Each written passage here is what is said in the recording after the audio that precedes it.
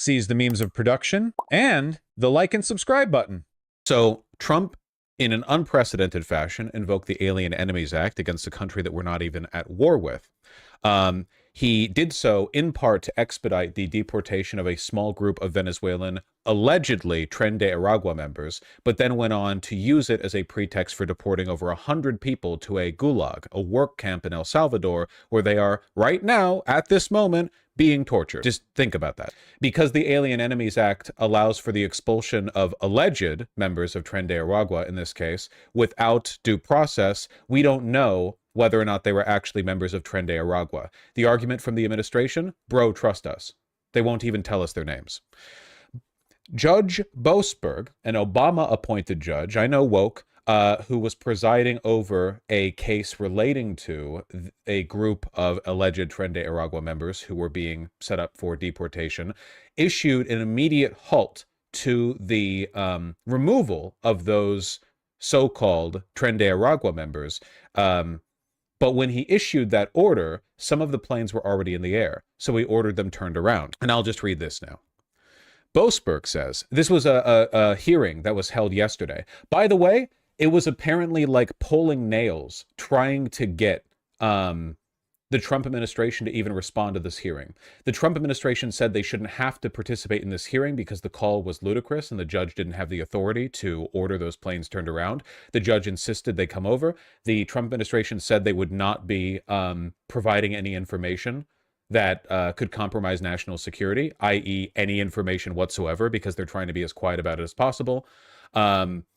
Boasberg said, no, you're coming in anyway. And right now, the Trump administration as a whole has effectively been arguing that federal judges should not have the authority to stop the president. So we essentially no longer have checks and balances. That's not an exaggeration. That's straightforwardly what's happening right now. They have the explicit arguments coming in from the president, from Elon Musk, J.D. Vance, from the head of the Senate Judiciary Committee, Grassley, and from the White House policy, what's his name? The little egg, Stephen Miller. That's right. All of whom are essentially saying, wow, it really is crazy that a federal judge has the authority to stop the president's orders. J.D. Vance is the one with the lollipop, yes? Yes, that is correct. So here's a excerpt from the hearing which was held yesterday. Boasberg, Judge Boasberg, says, so when I said, Mr. Ensign, you should inform your clients immediately, however that's accomplished, whether it means turning around a plane, etc., you need to make sure it is complied with immediately. You're telling me your first argument is when I said those things, because it wasn't in a minute order, you didn't have to comply. That's your argument? You're telling me that very clear point, you're saying that you felt you could disregard it because it wasn't in the written order. That's your first argument. And the U.S. Administration's representative said, I am stating what the position of the United States is. So unambiguously, the argument put forward by the Trump administration was, we didn't have to follow your order because it wasn't written down. It was a verbal order. That was their first argument. For any of you who are even remotely familiar with how this works, we basically don't have checks and balances now. This is like, this is a you from the administration. This is the administration saying essentially we'll do what we want. Like unambiguously, just like straightforwardly, yeah, we don't have to. The position of the United States is that you, basically. The actual details of the hearing are largely irrelevant because a few things are going to be true no matter what. Like nothing changes these basic facts. One is those people sent to El Salvador are probably not coming back. We might never know their names. ICE has admitted that a lot of them didn't commit crimes. They admitted that.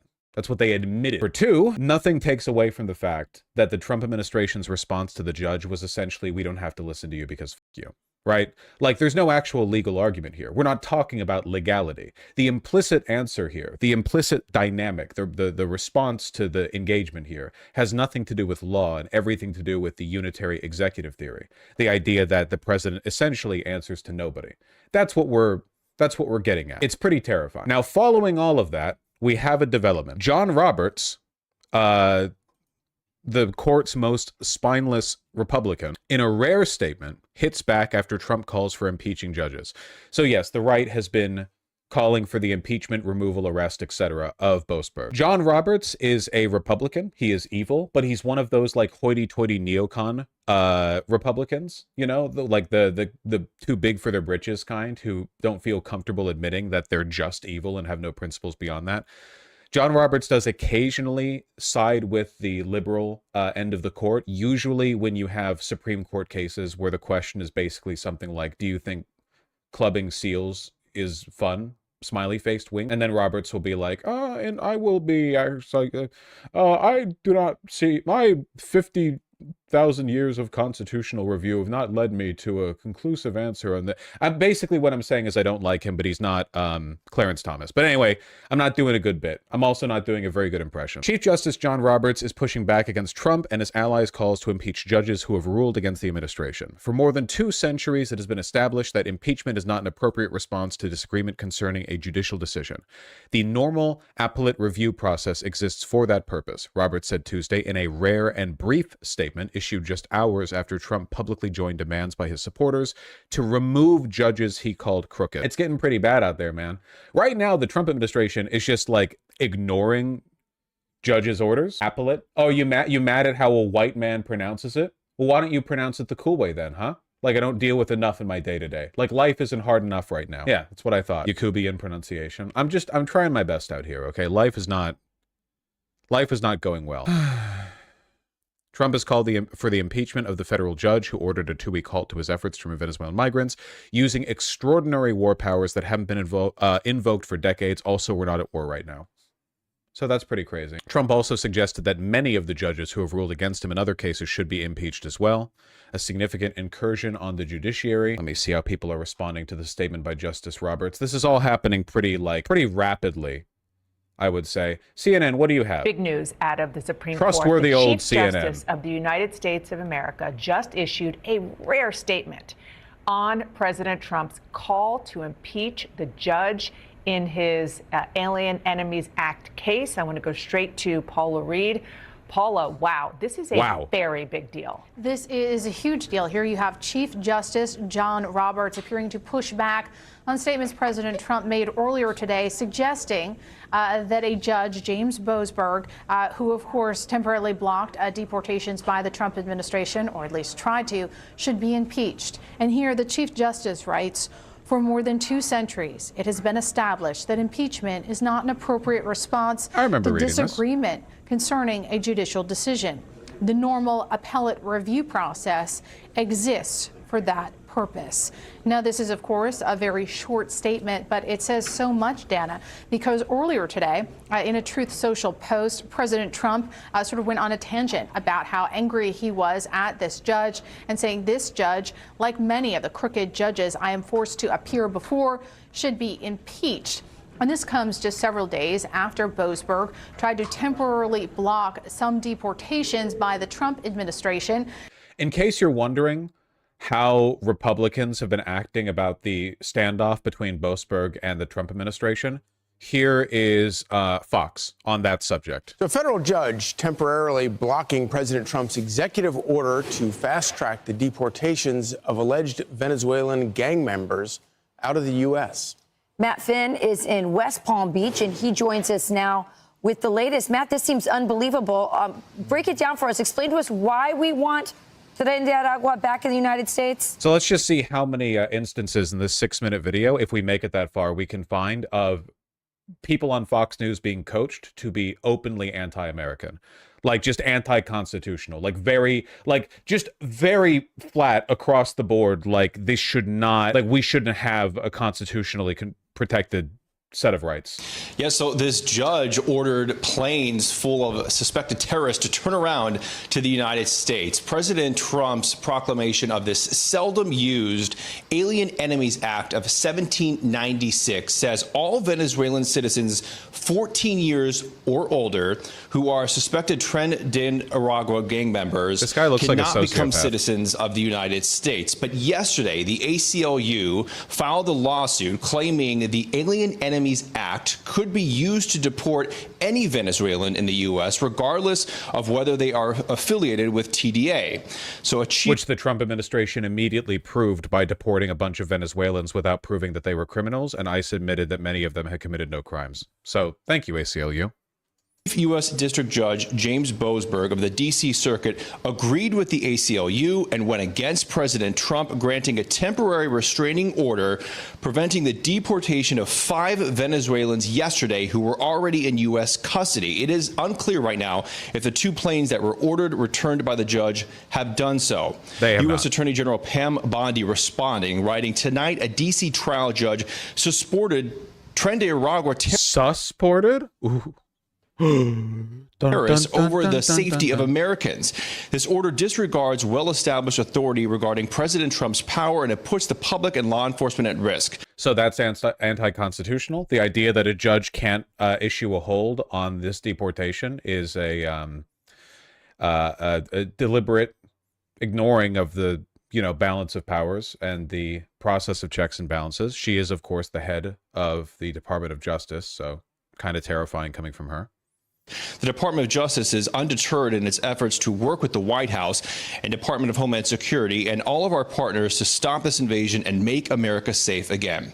Now, as the number of illegal migrant crossings and illegal gotaways continues to drastically plunge under the Trump administration, DHS Secretary Chris... Aren't all border crossings going down right now? Like, including people legally entering the country? Not like migrants or refugees, but just visitors, tourists, just anyone?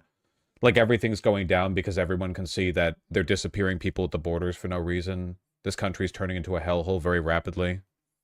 Noam posted this video online showing gates at a border wall closing behind her. Wow. This is an announcement to the entire world. America's borders are closed if you want to come here illegally. Wow. We only want people in our country who love America and want to follow our laws.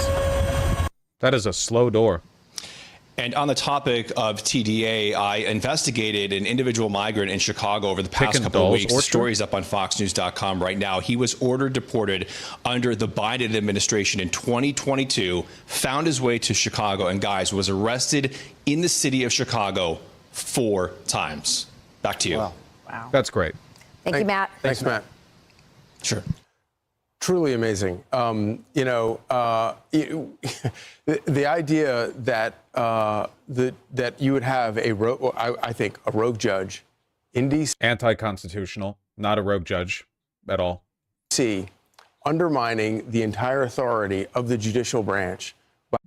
That's not undermining the judicial branch. That is the judicial branch exercising its authority. I understand that in like 5 years in America, our schools will be teaching people that there was only ever one president and it was Donald Trump. Like, I understand the direction that this is going in. I know that it, like people who are being born today will be educated on how Trump founded the country and how like there was never a judicial or legislative branch. I understand where this is going. So if I'm coming across a little bit like repetitive in my insistence that very basic constitutionally protected rights are a thing, I apologize. I grew up learning about them. I would like to exercise this knowledge while it is still applicable, or at least having been recently applicable. By getting into a fight like this with the President of the United States, who absolutely has executive authority to do what he's doing. He does, and the judge has the authority to put a hold on it. That's the checks and balances. I think you could see long-term damage done to undermining the judicial branch's authority. It's absolutely amazing. Just the Orwellian nightmare, like just the insane cognitive dissonance, or I guess dishonesty, of arguing that what the judge is doing is undermining the legitimacy of judicial authority, while arguing that judges don't have the authority to overwrite what Trump is doing. Just absolutely nightmarish. Imagine being a donor to the ACLU. Is this really what you want your money to go towards? Yes. Not sending people to a gulag who haven't committed any crimes with no due process. Yeah, that's legal. I feel that's like the most ACLU thing possible. We are right now living through the greatest and fastest undermining of American constitutional rights in history by a long shot. Nothing else even comes close.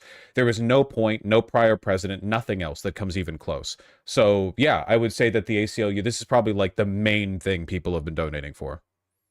to making sure that Tren de Aragua gang members. Now, listen, if he's saying, well, the judge is saying maybe this law can be used. It's really important to see stuff like this too, because everyone needs to be paying attention that everyone on the right across the board, all of them are now anti-due process. Like, it's not even a Tren de Aragua thing. They are like, you can ask them a question. You can see it in the Twitter posts or in the interviews they're doing on Fox Business or whatever. They ask like explicitly, a reporter, can ask them, how do you feel about people who are uncomfortable with, no due process involved in, like, we don't even know if these are Tren de Aragua members, and they will just respond essentially like, F you. That's their answer. To deport any Venezuelan who's here illegally, and we want them to go through some other process. That's fine, but it's very clear that the people who were on that plane were Tren de Aragua gang members. Except they just weren't. Oh, you're right. I shouldn't paper over how insane the shit Trump says, because they sane wash him every time he truths anything. This was his post this morning. This radical left lunatic of a judge, a troublemaker and agitator who was sadly appointed by Barack Hussein Obama, was not elected president. He didn't win the popular vote by a lot. He didn't win all 7 swing states. He didn't win 2,750 to 525 counties. He didn't win anything. I won for many reasons in an overwhelming mandate, but fighting illegal immigration may have been the #1 reason for this historic victory. I'm just doing what the voters wanted me to do. This judge, like many of the crooked judges I am forced to appear before, should be impeached. We don't want vicious, violent, and demented criminals, many of them deranged murderers, in our country. Make America great again. So yeah, there you go.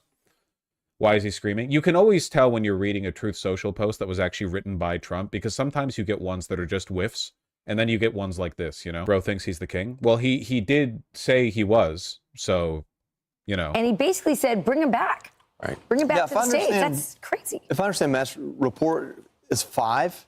Yeah. 5 people. You think they haven't properly vetted those 5 people to know they were already in custody? And the other thing, too, is if they bring them then why can't they prove it in court? Why do they have to revoke habeas corpus? back, they're still in custody. It's not like they're going to set them free. And it's just you're delaying the inevitable and cost. That's the point. So wait, notice the contradiction in their talking points here, where the other two are implying that they want to bring Tren de Aragua members back to set them free. And then he's like, well, when they come back, they're still going to be in custody. They're not going to be set free. So what's the point? You need to get your messages straight, man. You need to get your messages straight. Yeah, delaying the inevitable. They don't believe in due process. They are authoritarians. Did you see the Riley Gaines tweet? Yeah, I saw the Riley Gaines tweet. It's important to be very clear. The people you see in this photo have not had any due process whatsoever, being uprooted from their lives and families in the U.S. and find themselves now in a CSOT prison in El Salvador. To which Riley Gaines says, you know who didn't have due process? Laken Riley, which I think is a great argument, you know? One person got murdered. We should suspend all civil rights to due process. I agree. That's a phenomenal argument. No constitution anymore. A woman gets murdered? Well, no constitution. Man, you got to think that Laken Riley's having a bad time up there in heaven watching the Fourth Reich be like built on her name. You know? I feel bad for her immortal spirit more now than I do for her actual personhood here on Earth, you know? If I was a Christian, I thought that she was watching us from the clouds above, and it's like, wow, you know? Do you think Laken Riley approves of the like Miami-Dade Laken Riley death camp? Now featuring like plastic straws in the concession stand outside. Like, well, I feel like you're kind of tainting her after the fact. Yeah. 5 people. You think they haven't properly vetted those 5 people to know they were already in custody? And the other thing too is if they bring them back, they're still in custody. It's not like they're going to set them free. And it's just you're delaying the inevitable and costing us more money doing it to prove some point. I'm not sure. You know, we talk about judicial activism and lawfare. Shouldn't the judge, I mean, the Supreme Court generally, no matter if it's conservative or liberal, usually takes the stance of we don't want to pick it up until we absolutely have to. Right. We don't want to make this decision on behalf of the American people and the Congress and the president they've elected unless we absolutely have to. But I guess these lower court judges. I'm sure it goes without saying, but like it's not an exaggeration. I hope you all understand that if they built death camps and killed lots of people at them, all of these arguments would be the same, and they would still apply with equal validity. They would say, like, well, why are you enemies of the state? Why are you all evil terrorists or whatever? Like, these people are ideologically indistinguishable from the worst people that you could imagine. And they're aware of that fact. They are paid handsomely to do these things. They're not going to stop here. It's not going to stop with Tren de Aragua. Nobody just stops with Tren de Aragua, okay?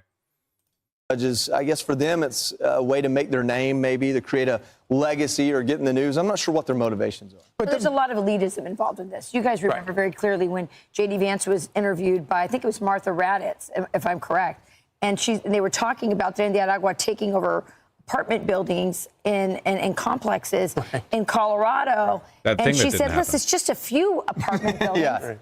You know, if I said, they took over Bethesda. Like, you hear yourself? He said something like his response like, Bethesda, the game studio? Hear what you just said? Can you hear yourself, Martha? Exactly. They took over her little rich enclave in D.C. She wouldn't feel that way about it. But since it's these working class... It's literally like the same 3-door camera videos that they've been running on loop for a year now. Apartments that you're seeing that right here.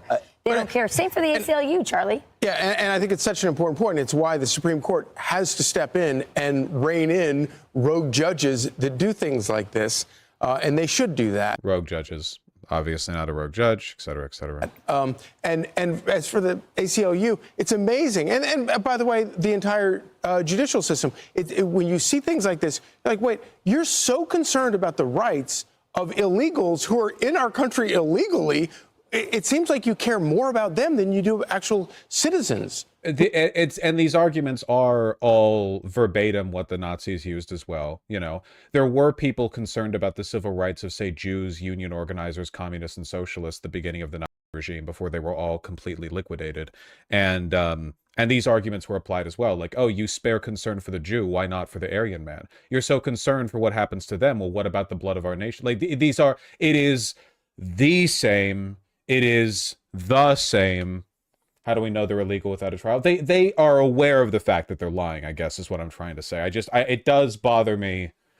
It does bother me that people see stuff like this and they're like, man, these guys are so stupid. No, they're not. I mean, they might be, but stupidity isn't the explainer for what we're seeing here. That's not why they're saying what they're saying, you know. Who are like tax-paying legal citizens living in the country. Even immigrants. Maybe the goal is to make them citizens and get their votes. I'm not sure what their goal is. Yep. Listen, you talked about if it were her little enclave in D.C. Georgetown even kicked me out of there for having a truck. Like they don't even let the metro there. Like you can't be poor and in Georgetown. Maybe if I were driving. I don't think that's true. I think he's lying. What's this? Somebody link this clip. Case. Funny you should mention that. No, there is good reason that everybody is saying alleged members and suspected members, because these people, as Dana said, have not gotten their due process. And there's an immigration attorney who has been posting about her client who was supposed to show up in court on Thursday, has been disappeared since then, is allegedly on this plane, and this person what was he is here. Supposed to show up in court for? What he had a legitimate asylum claim. He had tattoos. Legitimate asylum. It's not legitimate until a judge says it's legitimate. Jesus Christ, man. Literally, like, it's not even the presumption of innocence until guilt now. It's the presumption of guilt until innocence.